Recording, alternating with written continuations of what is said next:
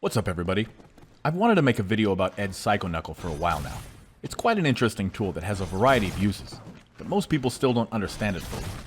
First, let's go over how it works. On any grounded hit, Psycho Knuckle causes a crumple stun. It doesn't matter how close or far Ed performs it. If it hits, it will crumple, even on a trade. There are three main strike timings: early, ideal, and late. People tend to think of a close, medium, or far range hit, but really, it's about when the animation hits. The good news is that you can force certain timings by starting it at specific ranges. This is especially important during punish opportunities or when the opponent is dizzy.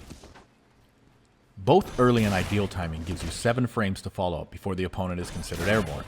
Any hit within this time will keep them on the ground and force them into a crouching state. Hits that strike after this will pop the opponent into the air. For late knuckle timing, all follow-up hits will pop them into the air. So, onto the timings. First, early hit. Just like it sounds, this happens when the knuckle hits early in the animation. Anything inside backdash range will cause it to hit with early timing. You can tell it hits early because Ed travels slightly too far past his opponent for max damage follow-ups. However, stand medium punch, crouch medium kick into upper or flicker will work, but crouch heavy punch will not due to Ed traveling too far. You can also use stand or crouch light punch into cycle rising, which leads into other fun stuff depending on resources. Next is the ideal hit. Basically, the knuckle hits in the middle of its animation. This is the sweet spot.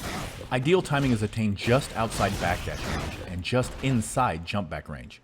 With an ideal hit, Ed has access to all combo options, including his max damage follow-up, stand medium punch, crouch heavy punch. This is because he doesn't travel as far after the hit. If you aren't sure you scored an earlier ideal hit, you can always fall back on one of 2 combos. For meterless, the stand medium punch, crouch medium kick options. With meter, spark to EX shot into knuckle or V-skill finisher. Here, you're choosing between stun and side switch or the hard knockdown, respectively. As a special note on the spark to EX shot, for early and ideal hits, you can actually dash before the spark. This gives you a little extra corner carry and some style points. In the corner, because the wall stops Ed from traveling too far, both early and ideal hits can be followed with medium punch, crouch heavy punch. Keep this in mind for post-dizzy combos. Finally, the late hit. Hitting the knuckle near the end of the animation will cause a late hit. Here, Ed can't even force crouch with his light kick, which is 3 frames. Hitting knuckle outside of back jump range will result in a late hit. This version gives you the least amount of follow-up options. Ideally, you want to use one of 2 universal combos, which work at any range. There's the basic cycle rising to splash, or the aforementioned spark to EX shot option. With V-trigger and additional EX meter, there are even more potential follow-ups. We can save those for another time. Remember, if you aren't sure which hit you got, you can always fall back on catch-all combos with any landed knuckle. Now, on to block. This is a little more straightforward, but there's still a few things to know. On block, Ed is always -2. In every case, early, ideal, late, meaty, whatever, it's always -2 on block. Additionally, Ed will switch sides with his opponent. The only time Ed won't switch sides on block is when his opponent is backed into the corner. Even if there is the tiniest gap behind the opponent after pushback, Ed will switch sides. However, if they are pushed into the corner by the knuckle, Ed will stay on the same side. On a basic block, the earlier Ed makes contact with a blocking opponent, the farther away he ends up. While always in striking distance, a point-blank knuckle on block will allow him to block out of some characters' throws. Now, the magic happens when knuckle is blocked as the opponent is getting up from a knockdown. It's still -2, but because they're in their rising animation, their pushback distance is reduced, but Ed keeps going. This causes Ed to fly by and end up way out of strike or throw range. With fast reflexes, you can actually whiff punish many typical follow-ups by your opponent, usually a throw or light attack. But if the opponent is hit, Ed will still fly by, and because of that, he's limited on combo follow-ups. Alright, so now we know how it works, let's see how to incorporate it into our game. You mostly see knuckle used as either a mid-range lunge, fishing for the crumple, or as a combo ender.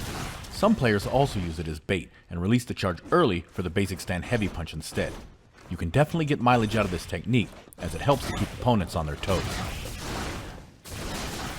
While all of these options have their pros and cons, we want to focus on 2 other options, punishes and meaties. The first is punish. Knuckle does 10 more damage and 50 more stun than traditional jump, heavy punch, or heavy kick, even more on counter hit.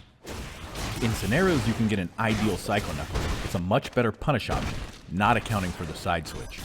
Of course, not all punish opportunities allow a Psycho Knuckle, and knowing which are can give you a leg up. The second, and least known option, is as a meaty, basically hitting the opponent later in your attack while they're rising. If done properly, meaty Psycho Knuckle will cover both recovery options and beat 3-frame normals.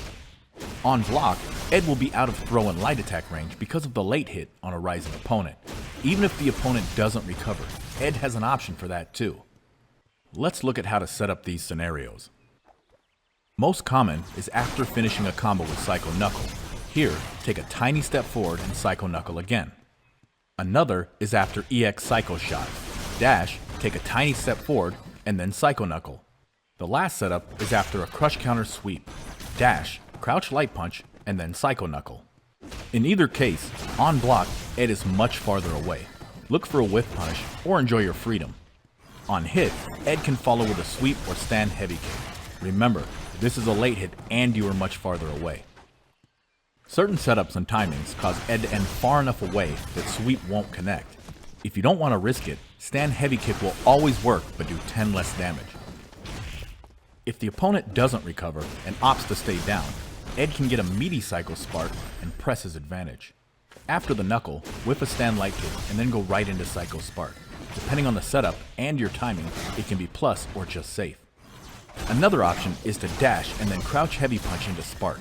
If they wake up throw or 3-frame, then they get crushed and you get a combo. Even if your timing is slightly off and the crouch heavy punch doesn't crush, you still get a Spark to shot combo. If they block, you're safe. Alright, so hopefully now you're a little more informed about Psycho Knuckle. It's a pretty unique tool that has quite a few uses. See if you can incorporate some of these techniques into your game. Hope this helps. See you online.